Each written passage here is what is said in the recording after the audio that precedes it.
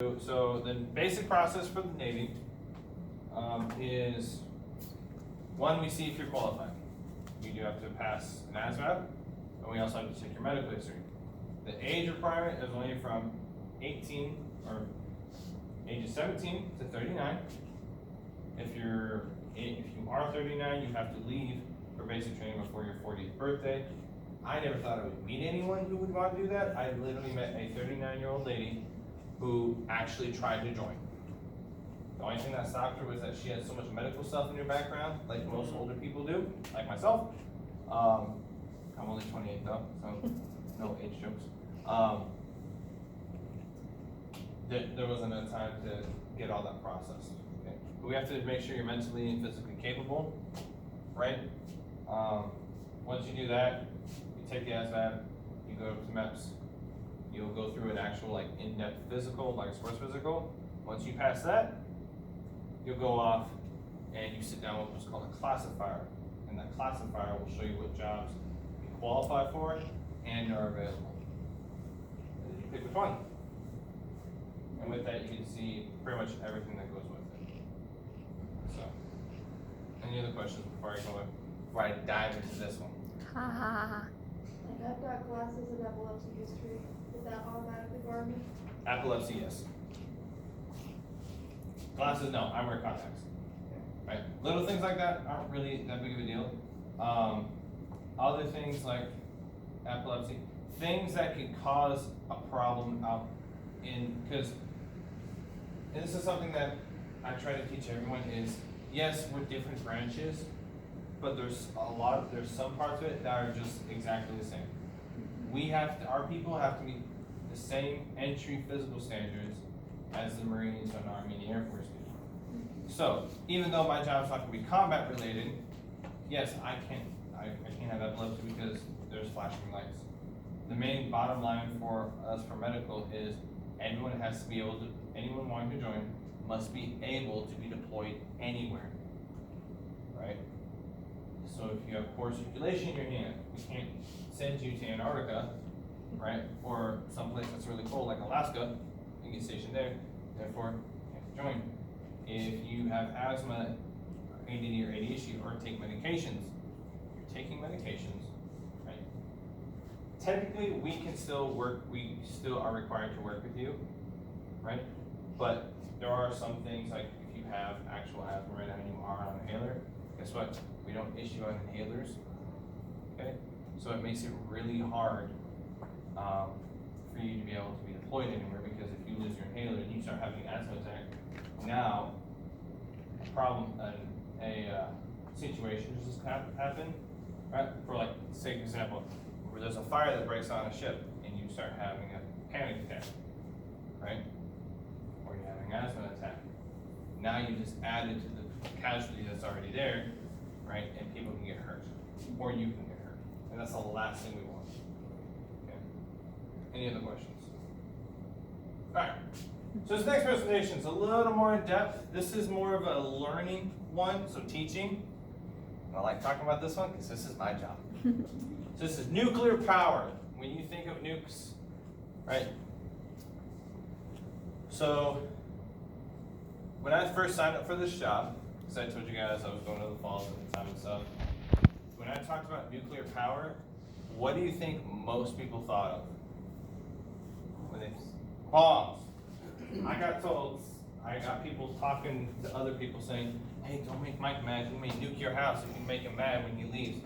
No. Yeah, because you got some bombs here, huh? Yeah, apparently. Like, Just bring that home. Like Homer Simpson. Yeah, your right. house is here, and all right, let me just press this big red button. Right. Yeah, okay. No. This is nuclear reactors. Okay. So, same stuff as before, right? So things we're going to talk about today is all this stuff. So we're going to talk about how does a nuclear reactor plant create electricity? What does it look like? How many nuclear power plants are there in the U.S.? What is radiation? Is it dangerous? What is nuclear waste? And the one question that everyone loves to ask is, and think they already have an answer to, is nuclear power safe? Okay. So, first part is, why are we interested in nuclear power? Well, right, it has a lot of energy contained in its atoms. Right? So this small little piece, right, 1 gram has 24,000 kilowatts of energy. Right? You burn 3 tons of coal, or 12 barrels of oil, or 5,000 cubic feet of natural gas, right? That's what it compares to in size. Okay? So you get a lot more for your product, pretty much. Right? 1 pound of coal can light a 100-watt light bulb for only 9 hours. 1 pound of uranium, though, can light it for 3,000 years. I would feel sorry for the person who invents that light bulb, because once they sell out and everyone has one, they'll never make another dollar. Right? They'll be like, they'll end up on that shelf like, I've seen on TV shelves. Right? So that's the main reason why, is it has a lot of potential. Right? The fuel, though, okay, main part of it is it causes a chain reaction between the elements. Okay? So most nuclear reactors use mainly uranium. Okay? Uranium-235 and plutonium-239. We use uranium, though, because uranium-235 is a lot, it's what we've been using, but it's also, excuse me, it's more plentiful. Right? Basic science stuff. So then the question is, so then this is how it actually goes from a rock to the actual fuel cells. Okay? You go to uranium mills and mines, it gets converted into that little powdery stuff down there, right?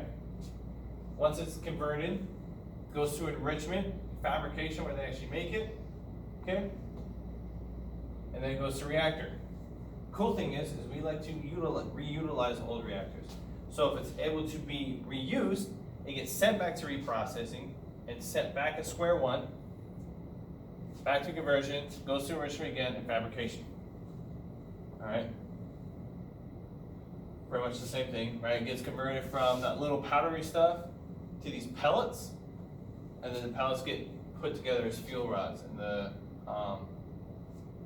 way it actually gets enriched, okay, is uranium is usually composed of 2 types, uranium-230 and 235, right?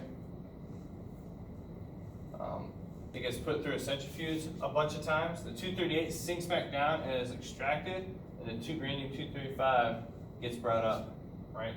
Have you ever, like, you guys know how oil and water work, right? If you mix it up or if you spin it really quickly, most of the time the oil is going to go out further than the water because oil is lighter.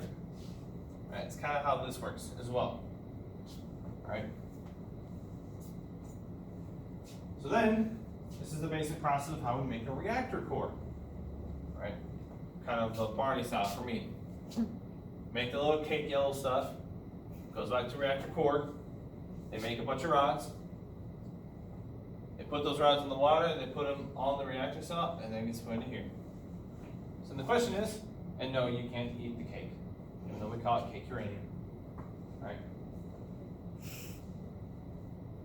So then another question a lot of people ask is, well, uranium, it's supposed to make all of this, it's like everyone's supposed to get radiation from it, right? Everyone's heard of Chernobyl, Fukushima, okay? So then how is this guy not getting irradiated? How is the other guy, right? Go back to, no.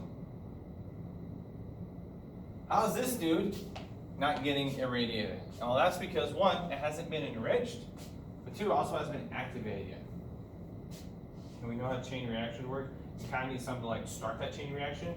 There's a process for starting up a brand new reactor, right? That creates the reactor to actually start up. Okay. Thing is once you start it up, it doesn't really turn off. We can control it though, and we'll get to that part. Right? So then how does a reactor plant make electricity? Right? Do any of you guys want to take a guess on how that happens? Because I always love hearing the different ideas. Nothing? Okay. So, answer is it boils water. Right? The reactor produces heat, and that heat is then transferred, turned to boil, is transferred to water, which makes steam, and the steam is used to spin a turbine generator. Right? It's the same process as solar thermal plants, natural gas plants, coal power plants, and oil plants. So everything else we use to make electricity, except for like hydro, right? Solar plants, all these places, they make electricity the same exact way, right? So this is a natural gas one, right? Uses a gas turbine, right? Spins this up. This is the actual turbine generator right here that spins, causing electricity. Makes electricity, right? And I also got the steam turbine right here. This is for coal. They burn coal, create the heat. That heat then gets transferred to the water flowing through here, creates steam, makes roundy roundy, makes zappy zappy. Right? Same thing for here, and then this is a reactor plant, right? So this is a reactor, water goes through here, that's all heated up, goes through tubes, heats up this water, turns into steam, right? Hits the turbine, goes roundy roundy, makes zappy zappy, and lights up all Seattle. Then it gets condensed back down, back as water. So the basic process of how fission works. Okay.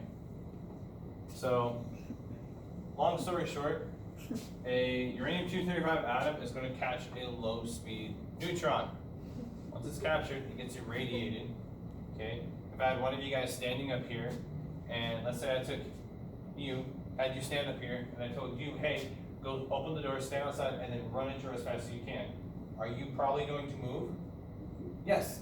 That's what happens, right? Because mass and energy can either get created or destroyed, only altered in form, right? But this one, that energy gets transferred from the neutron to the uranium-235, which is already like on the verge of splitting, right? And it splits into two more products, and it creates even more neutrons. So now, do that same process, but with multiple ones, right? So now that process starts off with one, and just gets faster and faster. So then some people are like, okay, well you're talking about all this stuff and it's metal, but how do you keep it from like leaving the plant and stuff if it's just going to irradiate everything? When the metal melts on the outside, when everything else melts? Well, there's things called moderators. Moderators is a substance used to slow neutrons from the high speeds at which they are released in fission products to slow speeds where they become more efficient for causing fission. That's how we slow those down, right? We'll get to the shielding part later. That's how we protect ourselves, right? I get less fission, or not fission, right? I'm not splitting into two anytime soon. I get less radiation from working on a naval nuclear reactor plant than you guys do by hanging out outside, right? Well, it's approximately the same size as the neutron, a proton. I gotta fix this because I hate this slide. Right? Right? Because most of the time it doesn't apply to anything we talk about, it's just extra learning stuff. Right? But neutron and protons are the same size, so they're more likely to collide with each other, right, and kind of slow each other down. Or the proton's gonna slow down the neutron. So one of the elements that has one of these, water, or hydrogen, sorry. And then what substance has an abundance of this element and is available on Earth? H2O, water. Right? So we use water as a really effective moderator. Okay? Water goes through the reactor and also sits in the reactor, but also causes those fission products to slow down really quickly. Right? The best example of that is if I had a room for me, if I took like a baseball and I had one of you guys stand at the other side of the room, right? And I threw that baseball at you, right? Not a lot of stuff slowing it down except for the wind. Now, if I put 20 people in front of it, right, would that baseball eventually slow down? Yes, of course it would. That's how that's how a moderator works. It slows down the neutrons once they come out of fission, right? And it slows them down so they're easier to be absorbed, right? And then just back to this, right? This kind of a more close-up version of how it all happens, right? So in this is water. This is usually like, for us, it's seawater. And here is regular water, normal pressure. And then this is incredibly pressurized water as well. Right? So all those fluid systems are just water. So now comes the question, well, how do you talk about this fission stuff happening? You talked about all these electrons going everywhere, everything becoming super excited and going up super fast and everywhere. But it happens all the time. What keeps the reactor from going Chernobyl and everyone blowing up? You have control rods. Control rods have what's called poisons in them, right? If you poison someone, right, this is a basic term, it's going to kind of suck out the life out of them a little bit because it's going to like slowly decay them, right, and like just knock them off their feet. Well, control rods absorb the neutrons so they don't cause that fission, all right? Let's say you had, another example of this is, let's say you released 50 high-speed, like 50 people with insane road rage in bumper cars onto the middle of a highway, right? It's going to cause a lot of accidents. But if you start taking either one of those off, you snatch one of them, pull off the side of the road, right? Less car accidents happen. Kind of a basic, dumbed-down version for me. It's how I explain it to myself. So when the control rod's all the way down, the neutrons get absorbed, fission doesn't happen, there's no heat then. No heat's created. So then, well, how do we get it to start working? You bring them up. You slowly bring them up, and these aren't like, hey, let's bring this up like 2 feet. It's usually like inches. And we have to do a lot of math to determine what height these rods have to be. When a reactor is first being used, it's usually like that far off the bottom. It's not really far off because of how enriched we make our uranium. Right? So the rods are up and all this fission's happening, but let's say something goes wrong. How do you think we fix the problem? You put them down. You're like the first person to actually give me the right answer. High school kids would be like, turn it off. How do you turn it off? Oh, hit the power switch. Just explained it. I know. Right. It's like, how hard is this? Apparently. The power switch on the thing that's generating the power, right? Right. So, back to this again, right? So that's pretty much what these do, is as we bring these control rods out, it creates a reaction causing that fission, causing that electrons to go out, causing heat, right? Which heats up all this water.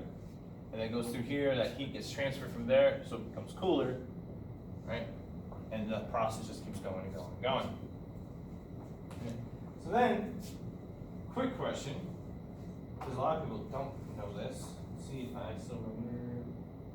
Yeah. How many nuclear plants do you guys think we have in the U.S. alone? 3. No. No. A lot higher. Okay. I know. Well, we have here. Huh? 50? So that's nuclear. We just want to keep guessing answers. Sure. 1,000. Oh God, I wish. Is Hanford a plant or is it a waste facility? I don't know. Oh, I I think think it's it's a plant. classified as. But Okay. Is it functioning? it is. Ooh. Sorry, we were. No, I know, I was like, totally fine. decide. Because I'm actually trying to I'm potentially going to get a job there after this. Oh. And I've never actually asked that question. Still- So, where's Soaking Airtight Power? Now we're gonna make you rock your interview. Oh, no, it's fine. Google. That's, yeah, so, And they were having leaks. right. I thought it was a waste facility. 47. So, minus 48 from that number. Right? 99. We have, as licensed, this is a bit of an older picture, so there's either 1 or 2 less or 1 or It 2 says more. 98 online. So though. 98. Yeah. And I think, Well, maybe it's 'cause and Hanford's I'm not pretty sure it's because the one in California shut down. It's down. Right? But that's the Hanford one. Okay? Yeah. So, we have a lot of nuclear reactors, so everyone who freaks out about them all the time is like, oh, we don't like nuclear power and all that stuff. But we talked about the first half, that how it creates way more electricity than coal and solar panels and all that stuff. And we'll even get to the solar panels. Solar panels, I don't like, I can't stand them, right? So you guys see all this, and you know that electric plants create electricity. So why is only like 20 on this side, but there's the other 50 on this side? Population. There's a lot more electricity, right? They play a lot more video games and watch a lot more Netflix than us. We go outside. Okay? And this next one is also really fun. Can someone tell me, in this photo, so in this one, right here, how many reactor plants do you see? One. Where? Presumably it's the big thing that's spouting out steam. Okay. You wanna tell me the one, how many reactor plants you see in this one? Won't remember the same logic. Okay. What about this one? How many do you see in this one? I think that's just the 16. No. I think it's just that way it So- spells the steam. Exactly. Those are just- That's all it is. This is not an exhaust port. That's all these are. Yeah. That's actually water vapors. Yeah. That and the big ball things, those are the actual reactor plants. That makes more sense, just about. I lived by that one that was in California. Oh, you're like a. And we would always feel like they just look like That makes big lots of giant. sense. Yeah, that's all they Like are. a big pretty much. dome. Yeah. Yeah. Yeah, ball. So you missed it. Oh. These. Oh, sorry. Go ask her, ask her. I had to use the restroom. I'm Let her, sorry. ask her what, What- how many? How many reactor plants do you see in this photo? One. Actually, in this photo, there's none. Oh. Yeah, right. Yeah, you're right. These aren't reactor plants. Everyone thinks they are. I thought they were. Right? It's actually this ball thing. These are just exhaust ports. And they're huge. Okay? Right? So then, who here, are any of you guys going into the medical field at all? I want to. Okay, you want to? You're going to. I'm going to. I'm going to be a doctor. Going. Go, Penelope, Got it. go. Dr. Lily. Awesome. Get right. Okay. Mm-hmm. Have any of you guys ever known anyone who's had cancer? Yes. Okay. My grandmother sadly passed away a few weeks ago from cancer. And so one of the things I found out is we actually have nuclear reactor plants where their sole purpose is for creating products for things like chemotherapy and radiation, right? We got 3 in Maryland, 1 in Washington, right? But these ones, they actually go off and they'll test new products, new ways to create different reactors so that they last longer and use less material. They try to find new ways to combat diseases and cancer, right? You can come in. Come on in. Hello. Come on in. Right. So these are all the medical and research and test reactors, right? But one of the major things they use them for is for hospitals, right? There's even, right? So now, I'm gonna ask the same question again. And ask her this time though. Well, Oh boy, welcome. But none of you guys are probably gonna get this either. How many reactor plants in this photo do you see? Nuclear reactor plants. That's what we're talking about. We're talking about nuclear power. I don't know. What kind of there's like, isn't there like various nuclear power? There is various types of nuclear reactor I plants, think that there's one. right? But they're all kind of classified the same. Like no matter what the type is, there is like they are nuclear reactor plants. So how many do you see in this photo? You're gonna be wrong. It's fine. He just like secret. 25. Oh my God. 2. One, The ship. yes. 2. Two. Oh, There was one ship I was gonna say the ship. that had 8 reactor plants on it. Whoa. And everyone who I knew that was on it hated that ship. Thank God it decommissioned and they don't make that anymore. On this one and this one, there's only 1, but also on an aircraft carrier, there's also 2. Right? So we actually use nuclear reactor plants on our ships. Right? So not everyone's constantly afraid of them though. Right? Everyone talks about we don't like nuclear reactor plants and all that stuff. But these 2, this one's right by New York City. I'm pretty sure. Isn't this Seattle? Looks I don't know, I don't go there enough, nor do I care. like it. No. This is No. Honolulu, this is Hawaii, that's San Francisco, I believe. So there's nuclear power plants literally roaming right off the coast of all these major buildings. So why do people not freak out about those? We'll cover that in a minute. Now, we talked about the ones in the US. We have 99 operating license, actual working plants. 98, sorry, jeez. As of current time. Okay. These are money they have around the world. Standard time. Okay, they got one in Africa at the very bottom, they got a handful here, a bunch more in Europe, and that's because they've done a lot more testing. Russia obviously has very few because the first one they made was very poorly made. Who here has actually seen the HBO series Chernobyl or watched it? Pieces of it. I watched that.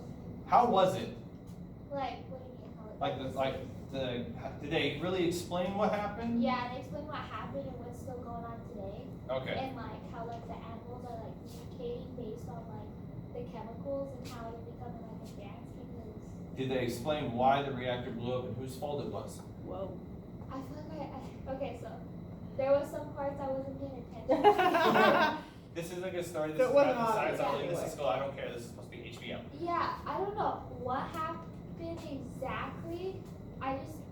There was a combustion of one of the Reactor plants? Yeah, one of the the reactors like down below blew up and initially like it flew upwards. Okay. And yeah, it just released a bunch of toxic chemicals. I was more focused on kind of how it impacted like the environment and yeah, that kind of like biological why. stuff because I thought that was kind of interesting how it changed literally the biological like components of animals and Oh, yeah. people there.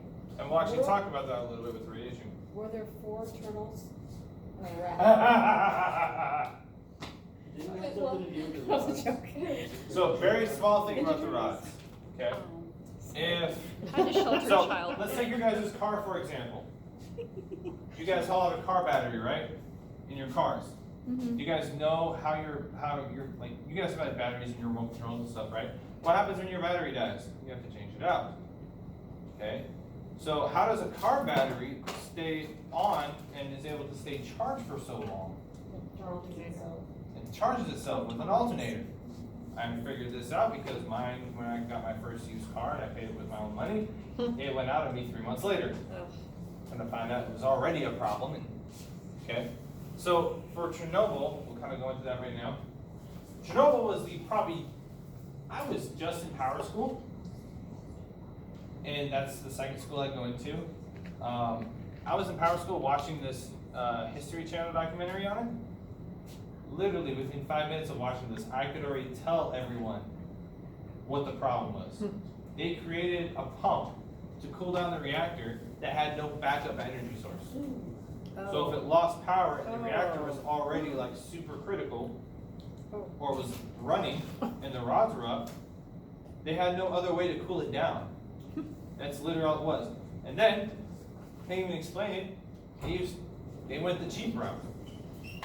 Right? They didn't follow safety procedures, they didn't do the things they were supposed to do. Right? So when a lot of people freak out about that stuff, it's just like cars. Right? If you're safe and you do what you're supposed to do with cars, they're relatively safe. But if you start doing things like drinking and driving, doing drugs, and you get behind the wheel, you're super tired, right? You're now potentially a hazard to everyone. Okay?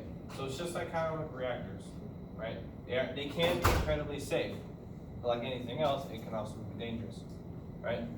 So that's just an overview with how many reactors we actually have in the world, right? And we've talked about electricity. We've talked about how much electricity, like 1 gram of uranium can create, right? So then, why does coal take up so much of the electricity? Why do we use it so much? And then natural gas, and then less than 20% is used for nuclear power. Money. Part of it's money, right? But not in the way you're thinking of, okay? Also, people are just more comfortable with using coal and natural gas. They don't like the idea of nuclear reactors, right? A lot of people want to use wind power. That is incredibly deferred on Mother Nature. So even the weather people, right, the news people, weatherman, weatherwoman, they still don't get it 100% of the time. Who remembers when it snowed here in October? I was like, you guys aren't doing your job, right? Hydro does 6%, and then solar isn't even like applicable. Yeah. Because once again, it's based on nature. Okay? So then, why is it such a big deal? Right? Because we see things like this. We think about radiation. They make comic books about people getting irradiated. Right? Ninja Turtles. Hey. Spider-Man getting bitten by a radioactive spider. Another one was Batman or the Joker. How he went insane when he fell into a vat of stuff. Okay. There's video games. If you play Fallout, it's all about like the nuclear apocalypse, so everyone freaks out about nuclear. Okay. And then this stuff. The stuff we're talking about, and these are two completely different things. Okay. And this is pretty much what everyone thinks about, right? Right. Nuclear power plant, spider farm. What could possibly go wrong? Right? And it's all because of radiation. Everyone thinks and all talk about radiation. So, here's the thing though. You see radiation every day. Right? It's the emission or transmission of energy in the form of waves or particles through space. Okay? Things that do that. Your radio, your microwave, when you get an X-ray, radars, visible, your mobile phone, when you're talking on your phone or looking on Snapchat and Instagram for like 20 hours a day, when you're supposed to be sleeping and paying attention in class, right? You're getting some radiation. When you're out in the sun, ultraviolet radiation. That's how people usually get skin cancer. My stepdad just had surgery yesterday to get rid of some skin cancer because he loves going hunting. When he was younger, he never wore sunscreen, right? And then there's gamma radiation, right? So that's why everyone freaks out, is because they're all worried about radiation. Like she was talking about how the environments everywhere on Chernobyl were being drastically affected, right? When Fukushima happened, a lot of people were getting sick, okay? So that's what everyone gets worried about, is the radiation outcome. It can be dangerous, radiation can, but in very small parts, right? So we'll go back here, right? Alpha particles, beta, and then gamma, right? Alpha particles, like literally just get deflected off your skin. Or not deflected, but stopped, because they're so dense, right? Doesn't really do much, and you have to be exposed to quite a bit of it for it to do something. Beta only gets as far past your skin, but then gamma is the one that everyone thinks about. This is bones and these are organs and stuff, right? Right? But we use it for so many other things. We use it to heat up our microwaves every day, right? Our phones, right? We go outside in it all the time, right? There's radon in the earth. Just going outside and being on the grass, you're getting a small amount of radiation. Rocks and soil, they can be radioactive potentially. Consumer products. What are these things called? Smoke detectors, it says it right there. Smoke detectors have AM241. That's radiation. Okay? Sunlight, food, medical exams. You can actually measure yourself or you can actually measure the amount of radiation you get in bananas. There's actually some radiation in bananas, it's weird. Right? Okay? But most of the time, most of your radiation that people get is coming from natural sources that they don't really think about. Okay? So then how do you protect myself? Well, there's three main parts. The time you spend, the distance from the source, and then shielding. Right? In the Navy, we utilize all three of these as effectively as possible, right? Someone who's outside the sun for 15 hours a day, compared to someone who works in the office, is far more likely to get skin cancer than someone who works in the office, right? Right, the distance, you guys may not know this, but the further you are, right, energy still slows down. There's still friction, right? There's still atoms, okay? So even that radiation is going to eventually slow down, right? Or eventually it just stops completely, okay? So using your distance from that source, right, helps. And then shielding, it's literally just like that. Shielding, stuff that blocks it. Okay? The one thing of shielding we use two main types, or three technically. We use lead, right? Lead's a very dense material. I remember the first time I came in contact with lead, we went to, you guys been to the Northtown Mall, right? You know where the Dairy Queen is on the bottom? There's that old like carousel antique store to the right. They had these little tiny carousels. Held one that was like this big. I felt pretty light. Held one that was this tiny, made of lead. I almost dropped it because it was like, I was not expecting the weight from that thing, because it's a very dense material. Okay. We also use water. Water is also a good shielding. Okay. And then steel, which is what we use for actually construction of the of our ships. Okay.